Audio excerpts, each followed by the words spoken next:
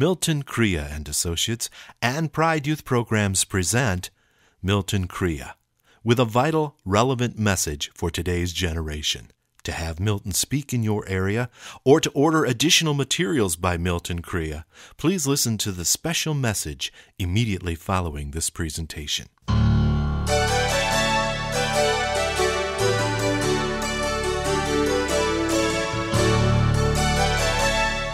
As we start talking today, I was thinking before I came that there were some things I wanted to share with you and look at. And I started thinking about one of my favorite learning tools of all time. And there's a movie that I looked at years ago that I'm convinced has the most powerful message in regards to really teamwork, in regards to accomplishing a task, in regards to really doing something that's powerful, doing something that isn't easy, isn't the mundane, isn't the normal. And that learning tool, and it's amazing, it's the most powerful learning tool ever, and so many times we miss it, and it's The Wizard of Oz. The greatest movie of all time, in my opinion. And it's the greatest learning tool. That movie, it says a lot about some of the things that we're looking at as we start looking at how to rebuild our communities, as we start looking at ways that we can make things better where you live and where I live. The Wizard of Oz tells us a great story. Now, if you will, let me take you through that story very quickly. If you recall in the movie, and by the way, just think about it. How many of you, just like me, when you were growing up, you loved The Wizard of Oz? You couldn't wait till that once a year when The Wizard of Oz came on TV. Couldn't wait. And you waited for weeks and weeks from when they first started advertising it. And when it came time, you had to tell your little brother, little sister, they better get out of there and not try to change the channel because you were going to look at Dorothy and Toto and the boys. Well, I love The Wizard of Oz. And the thing I like about it, let's think about that story a minute. First of all, you see, there's Dorothy. And Dorothy comes from a place called Kansas. Now, if you know anything about Kansas, then one thing you'll understand is that Kansas is probably the most boring state in America geographically. I mean, it's flat. There's nothing there. There are no mountains, there are no valleys, no dips, no nothing. It's just there. So Dorothy's from Kansas, and she lives on a farm with Auntie Em and Uncle What's-His-Name. The name nobody ever remembers from the movie is Uncle What's-His-Name. So she lives there with Auntie Em, and so one day, and understand something, the real powerful thing about this story is that it proves something. It proves that you don't have to be absolutely brilliant to accomplish great things, because Dorothy obviously was not a brilliant child. I mean, let's think this through. You see, first of all, Dorothy comes from Kansas. It's a very flat place, a place where they have a lot of twisters, a lot of tornadoes, that kind of thing. And Dorothy knows that. She's grown up there. And yet, if you remember in the story, at first Dorothy was out chasing that little dog, Toto, because Toto had made the Wicked Witch, who wasn't the Wicked Witch then, real mad. And so Dorothy got the dog. She went back home. She sees a twister. She doesn't just think a twister's coming. She sees the twister touch down, goes in her room. Now, intelligent child.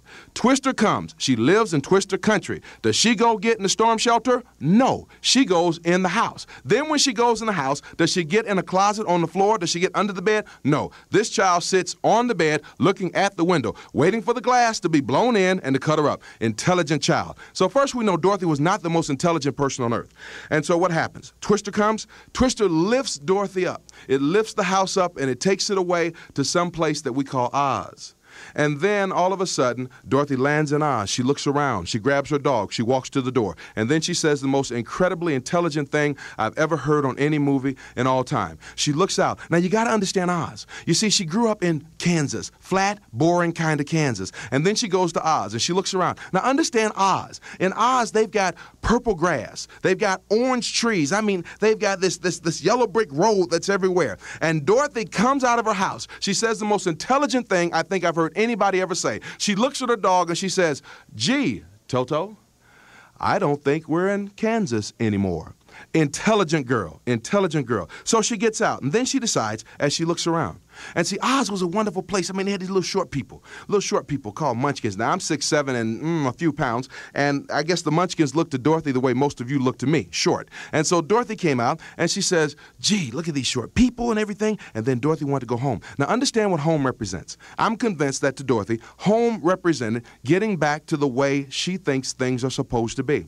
And I'm convinced that's one of the things that you and I and a lot of our friends are trying to do now. We're trying to get America back to the way we think America is supposed to be. We're trying to get it back to things like people caring about each other, things like parents caring about and raising their children, things like children acting like children, things like young adults acting like young adults, things like young adults not acting like mass murderers, things like getting it back to the basics. And so that's what Dorothy wants. Dorothy wants what you and I want. She wants to get back to the way things are supposed to be. She wants to get back to the way things are when things make sense. And so what happens? She then says, gee, where do I go? I don't know what to do. Now, here's another thing to let me know Dorothy was not the most intelligent person on earth. All of a sudden, when Dorothy's asking, what do I do? Where do I go? How do I get home? The little short people, the munchkins, they didn't have any idea. They didn't know what to tell her. And so she says, gee, I don't know what to do. And all of a sudden, there was this ball. This big gold ball started coming out of the sky. And Dorothy looks at the ball and she says, oh, gee. And she doesn't run. Now, let's understand something, folks. I am 6'7". I am 327 pounds. Let me tell you something right now. If I look over my right shoulder right now and I see a big gold ball coming out of the sky and I don't see any strings on it and I don't know why it's there, I don't know about you, but if there's an exit nearby, you better get out of the way because I'm making it to the door. But Dorothy, she stands there and she says, oh. And then out of that ball came one of my favorite characters in the movie, Glinda the Good Witch. And you got to understand something about Glinda. Glinda had a few problems. One, Glinda walked real funny. Glinda walked, like she was a little stiff, and she just kind of walked out, didn't walk real good, but she walked out and she looked at Dorothy. She also had a problem with enunciation. And she said, Dorothy, Dorothy, Dorothy, do you need some help, Dorothy? And Dorothy said, yes. And she said, what's wrong, Dorothy? And I always wish she'd learn to pronounce this child's name.